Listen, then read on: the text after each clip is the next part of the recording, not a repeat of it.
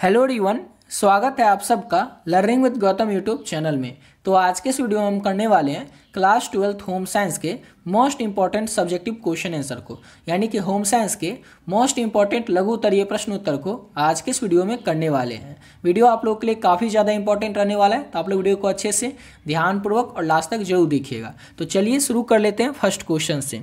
और पहला क्वेश्चन है हमारा रोजगार, यानी कि रोजगार जो है ये क्या होता है। तो रोजगार का अर्थ है किसी व्यक्ति के द्वारा अपनी आजीविका चलाने के लिए किया गया कोई भी कार्य या व्यवसाय जिससे कि उसे आय हो, यानी कि आमदनी प्राप्त होती हो, वही रोजगार कहलाता है। सिंपल सा क्वेश्चन है कि रोजगार क्या होता है। तो रोजगार का अर्थ होता है, रोजगार का मतलब होता है कि कोई भी व्यक्ति के द्वारा अपनी आजीविका चलाने के लिए, यानी कि अपने घर को चलाने के लिए किया गया कोई भी कार्य, यानी कि कोई भी काम, चाहे वो नौकरी करता हो या व्यवसाय यानी कि बिजनेस करता हो, जिससे कि उसे आमदनी होती हो, यानी कि आय प्राप्त होती हो, वही रोजगार कहलाता है। समझ गए।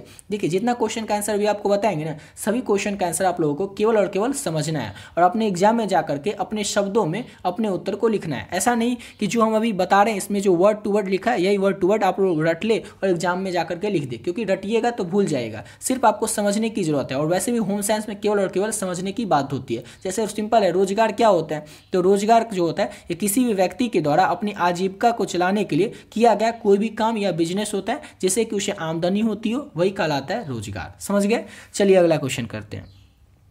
अगला क्वेश्चन है कृत्रिम रेशा। अब ये कृत्रिम रेशा क्या होता है। तो कृत्रिम रेशे सिंथेटिक या मानव निर्मित रेशे होते हैं जो प्राकृतिक रेशों की तुलना में अधिक मजबूत और टिकाऊ होते हैं। इनमें पॉलिस्टर, नायलॉन और नायलॉन, एक्रिलिक और पॉलीप्रोपिलीन शामिल है। सिंपल सा है कि कृत्रिम रेशा जो होता है ना, ये मानव निर्मित रेशे होते हैं, यानी कि मानव के द्वारा बनाए जाते हैं। इसके अंतर्गत प्राकृतिक रेशे नहीं आते। समझ गए ना। प्राकृतिक रेशा क्या होता है। तो जैसे हो गया ऊन, हो गया कपास, हो गया ये सब जो हो जाता है, ये सब होता है प्राकृतिक रेशे, हमें प्राकृतिक रूप से प्राप्त होते हैं। लेकिन कृत्रिम रेशा के अंतर्गत आता है मानव निर्मित रेशे। जैसे ये क्वेश्चन आपसे पूछा जा सकता है कि मानव निर्मित रेशे किसे कहते हैं, तो याद रखिएगा दोनों का आंसर सेम ही होगा। जैसे कि पॉलिस्टर, नायलॉन, एक्रिलिक, ये सब जो होता है ना, ये सब मानव के द्वारा बनाया जाता है। और ये प्राकृतिक रेशा जो होता है ना, उससे ज़्यादा मजबूत होता है, अधिक मजबूत और टिकाऊ होता है। उसे क्या कहा जाता है। तो कृत्रिम रेशा कहा जाता है। सिंपल याद रखिएगा, कृत्रिम रेशा मतलब मानव निर्मित रेशे जो कि प्राकृतिक रेशों की तुलना में अधिक मजबूत और टिकाऊ होते हैं। इसके अंतर्गत एग्जाम्पल में लिखिएगा, जैसे कि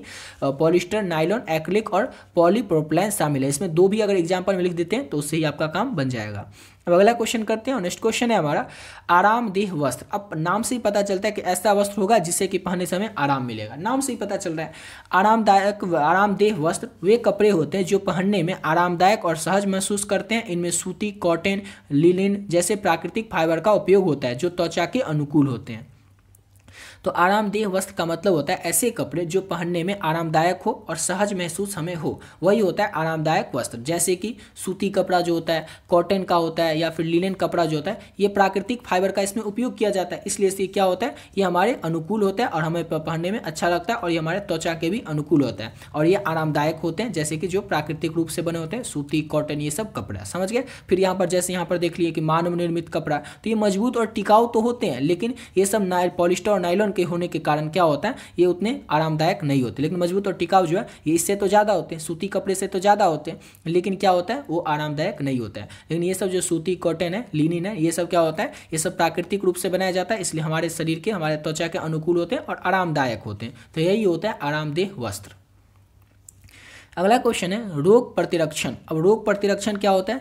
तो रोग प्रतिरक्षण शरीर को किसी विशेष रोगों से लड़ने की क्षमता प्रदान करने के लिए विशेष दवाओं का उपयोग है, जिसे टीकाकरण भी कहते हैं। यह हमारे शरीर की रोग प्रतिरोधक क्षमता को बढ़ाता है। तो रोग प्रतिरोधक क्षमता जो है ये किसी भी रोग से लड़ने की क्षमता प्रदान करने के लिए एक विशेष दवा होती है। मतलब सिंपल आपको याद रखना है कि जो वैक्सीन हमें दिया जाता था कोरोना के टाइम पर, तो क्यों दिया जाता था, ताकि हमारा जो रोग प्रतिरोधक क्षमता है वो बढ़ जाए और हम कोरोना से लड़ पाए, हमारे अंदर कोरोना प्रवेश नहीं कर पाए, इसीलिए कोरोना का वैक्सीन दिया जाता था।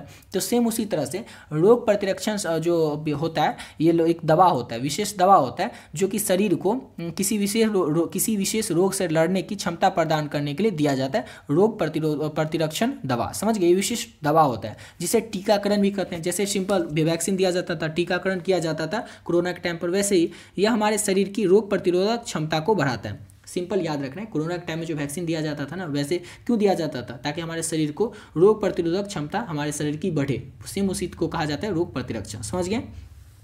चलिए अगला क्वेश्चन करते हैं। और अगला क्वेश्चन पर करने से पहले आपको बताना चाहेंगे कि अगर अभी तक आप लोग होम साइंस का जो इंपॉर्टेंट गेस्ट क्वेश्चन का पीडीएफ है आपके आने वाले बोर्ड एग्जाम के लिए अभी तक आप लोग नहीं लिए तो कैसे ले सकते हैं। ऑलरेडी बहुत सारे बच्चे इस पीडीएफ को ले चुके हैं, तो जो भी बच्चे इस पीडीएफ को ले लिए तो वीडियो को थोड़ा स्किप करके थोड़ा आगे से देख लीजिएगा। और जो लोग अभी तक नहीं लिए उनको जल्दी से बता दें कि इसमें क्या क्या मिलेगा आपको और कैसे आपको इस पीडीएफ को लेना है। तो इसमें आपको मिलेगा होम साइंस के VVI most important objective question, यानी कि जो आपके एग्जाम के लिए इंपॉर्टेंट क्वेश्चन है, ऑब्जेक्टिव इंपॉर्टेंट क्वेश्चन है सब्जेक्टिव, वो सारा कुछ आप लोगों को इस पीडीएफ में मिलेगा। जैसे कि सब्जेक्टिव में आपको इंपॉर्टेंट लघु उत्तरीय, दीर्घ उत्तरीय प्रश्न ये सभी मिलेगा और चैप्टर वाइज रहेगा, यानी कि होम साइंस में जितने भी चैप्टर हैं सभी चैप्टर के जो भी इंपॉर्टेंट ऑब्जेक्टिव क्वेश्चन है, सब्जेक्टिव क्वेश्चन है, सारा कुछ आप लोगों को इस पीडीएफ में मिल जाएगा। और इसके साथ आपको मिलेगा PYQ, यानी कि पिछले 11 साल में जो भी प्रश्न आपके एग्जाम में ऑब्जेक्टिव क्वेश्चन होम साइंस में पूछे गए वो आपको आंसर के साथ एक ही पीडीएफ में मिल जाएगा। और इतना कुछ जो मिल रहा है ये आपको केवल और केवल 20 रुपीज़ यानी कि 20 रुपये में ही मिल रहा है। 20 रुपये यानी कितना कम, इसलिए इसका प्राइस रखें ताकि हर एक स्टूडेंट, हर एक बच्चे जो है इस पीडीएफ को ले सकेंगे, अफोर्ड कर सकेंगे और अपने आने वाले एग्जाम की तैयारी बिना किसी रुकावट के कर पाएंगे। अब लेना कैसे है इसको, तो ये नंबर है 7903820891। इस नंबर पर आप लोग फोनपे, गूगल पे, पेटीएम किसी माध्यम से पे कर देना, आपको केवल और केवल 20 रुपीज़। समझ गए। ये जो नंबर है ना, इस नंबर को आप जैसे गूगल पे, पेटीएम या फोनपे में डालिएगा तो नाम आ जाएगा गौतम कुमार। उसमें आपको क्या करना है, 20 रुपीज़ पे कर देना है और पे करके इसी नंबर से जो व्हाट्सएप है ना, ये जो नंबर देख रहे हैं इसी नंबर से व्हाट्सएप भी है, इस व्हाट्सएप पे आपको स्क्रीनशॉट पे करके भेज देना है और बस एक मैसेज कर देना होम साइंस। क्या मैसेज कर देना, होम साइंस, जिससे ये पता चल जाए कि आपको होम साइंस का पीडीएफ चाहिए। तो समझ गए, इसी नंबर पे आपको पे भी करना है और इसी नंबर पे आपको पे करके स्क्रीनशॉट को भेज देना है और एक बार छोटा सा मैसेज कर देना होम साइंस। समझ गए। और इसको जैसे आप पे कीजिएगा, स्क्रीनशॉट भेजिएगा, सब्जेक्ट का नाम बताइएगा, आपको जो पीडीएफ है तुरंत मिल जाएगा। और इस पीडीएफ को अगर आप लोग अच्छे तरीके से कर लेते हैं तो आपके एग्जाम में जो भी प्रश्न आएंगे ना उसका 99% क्वेश्चन आपको इसी पीडीएफ से देखने को मिल जाएगा। अब 99% प्रश्न ही क्यों देखने को मिलेगा, कम क्यों नहीं देखने को मिलेगा, ऐसा भी तो हो सकता है इस पीडीएफ से क्वेश्चन ही नहीं है। तो इस पीडीएफ से इसलिए आपको बोले कि इसी पीडीएफ से आपको अधिकतर प्रश्न आपके एग्जाम में जो भी आएंगे वो देखने को मिलेगा, क्योंकि आपके एग्जाम में कहीं से भी प्रश्न आएगा तो बुक से ही, बुक के किसी चैप्टर से आएगा और हर एक चैप्टर का जो भी क्वेश्चन इस साल के लिए इंपॉर्टेंट है सारा का सारा ऑब्जेक्टिव और सारा का सारा सब्जेक्टिव क्वेश्चन इस पीडीएफ में ऐड कर दिया गया। इसमें जितना क्वेश्चन है अगर इसको अच्छे से कर लेते हैं तो आपके एग्जाम में जो भी प्रश्न आएंगे उसमें से एक भी प्रश्न आपसे छूटने वाला नहीं है। तो जो भी बच्चे अभी तक इस पीडीएफ को नहीं लिए, इस पीडीएफ को जरूर ले लीजिएगा। इसको पढ़ करके आप लोग बहुत ही कम समय में और बहुत ही बढ़िया तरीके से अपने एग्जाम की तैयारी को कर सकते हैं। चलिए अब आते हैं अपने अगले क्वेश्चन पर। और अगला क्वेश्चन है हमारा वसा। वसा क्या होता है, तो वसा जो है एक प्राकृतिक पदार्थ होता है जो जानवरों और पौधों में पाया जाता है। यह ऊर्जा का एक महत्वपूर्ण स्रोत है और शरीर के लिए आवश्यक होता है। सिंपल है कि वसा क्या होता है, तो वसा जो है एक प्राकृतिक पदार्थ होता है जो कि जानवरों और पौधों दोनों में ही पाया जाता है। यह जो है वसा एक ऊर्जा का महत्वपूर्ण स्रोत आता है और शरीर के लिए बहुत ही ज़्यादा आवश्यक भी होता है। सिंपल सा याद रखना है आपको कि वसा एक प्राकृतिक पदार्थ है, यानी कि हमें प्राकृतिक रूप से मिलता है जो कि जानवर और पौधा दोनों में ही पाया जाता है। और ये जो वसा है, ये वसा ऊर्जा का एक महत्वपूर्ण स्रोत भी है और शरीर के लिए आवश्यक भी है, याद रखिएगा।